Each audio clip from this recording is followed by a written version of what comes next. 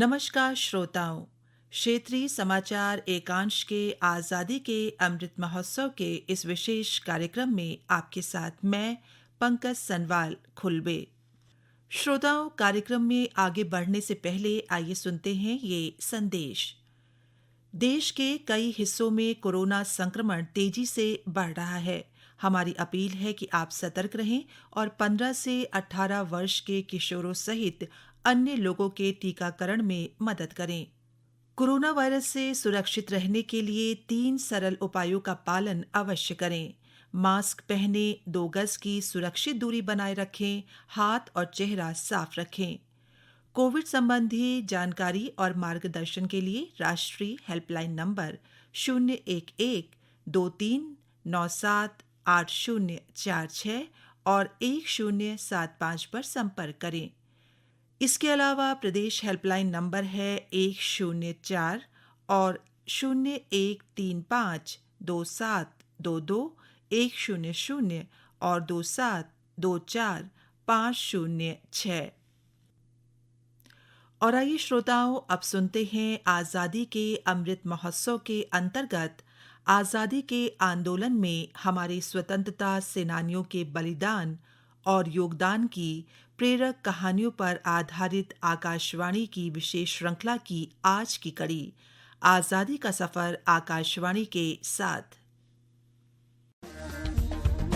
आजादी का अमृत महोत्सव।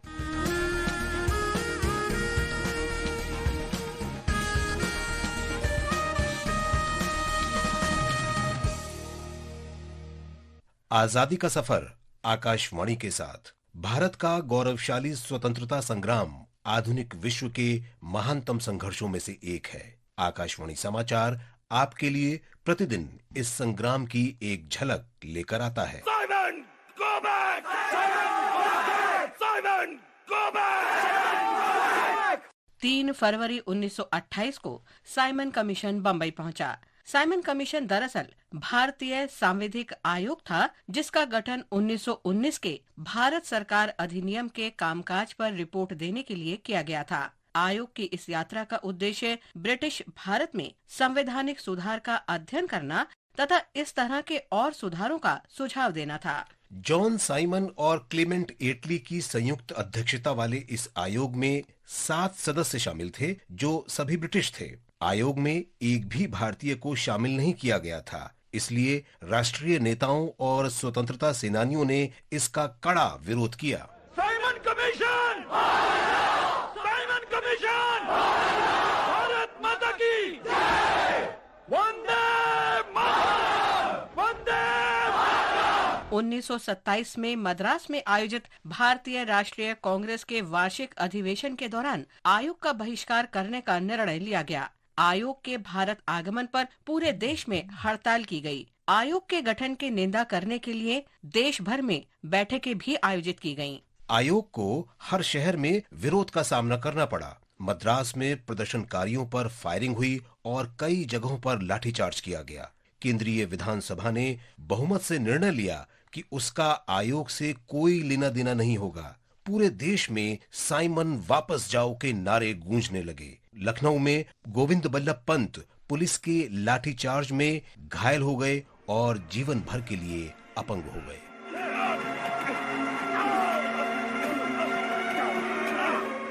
तीस अक्टूबर 1928 को जब साइमन कमीशन ने लाहौर का दौरा किया, लाला लाजपत राय ने इसके विरोध में लोगों का नेतृत्व किया।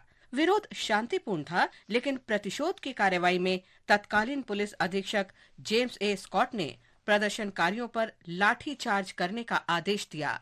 लाला लाजपत राय गंभीर रूप से घायल हो गए।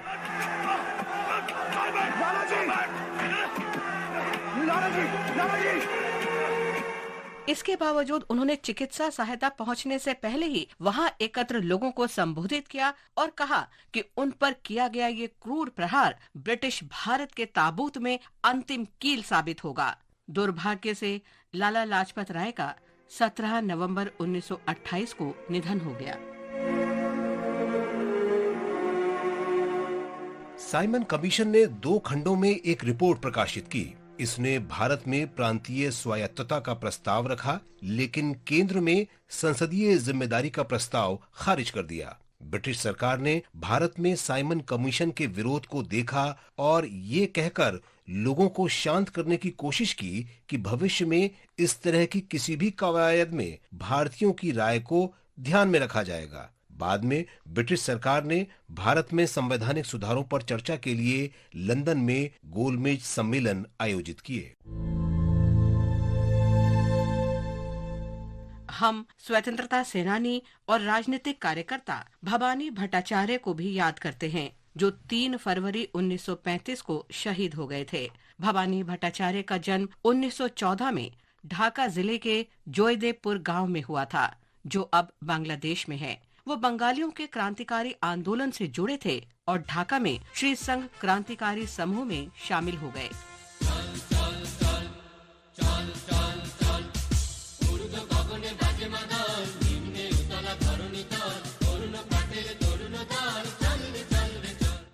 1934 में भवानी प्रसाद ने अपने साथियों रवि रंजन बनर्जी, मनोरंजन बनर्जी और उज्ज्वला मजूमदार के साथ 8 मई 1934 को दार्जिलिंग के लेबोंग रेसकोर्स में बंगाल के दमनकारी राज्यपाल जॉन एंडरसन की हत्या की योजना बनाई। भवानी राज्यपाल से मिलने गए और उन पर गोली चला दी, लेकिन गलती से गोली एक ब्रिटिश महिला को लगी। पुलिस की गोलीबारी में भवानी घायल हो गए।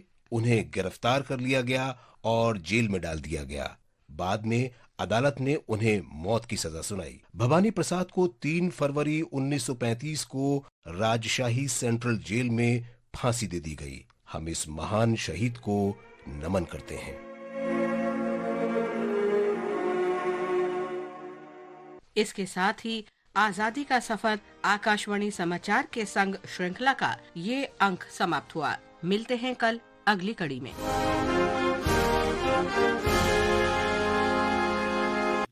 अभी आप सुन रहे थे आजादी के अमृत महोत्सव पर आधारित ये विशेष कार्यक्रम आजादी का सफर आकाशवाणी के साथ। श्रोताओं, एक बार फिर हम आपसे ये कहेंगे कि कोरोना वायरस संक्रमण से बचने के लिए कोविड टीके समय से लगाएं और अन्य लोगों को भी टीके लगाने के लिए प्रेरित करें।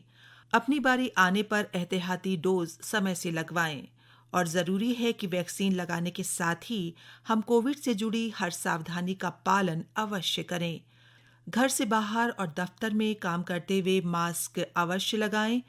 हैंड हाइजीन का विशेष ध्यान रखें। कोविड एप्रोप्रिएट बिहेवियर का पालन करें।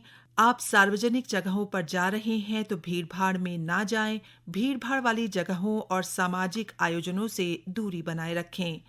सोशल डिस्टेंसिंग का पालन करें। इसी के साथ हमारा आज का ये विशेष कार्यक्रम यहीं पर समाप्त होता है। नमस्कार।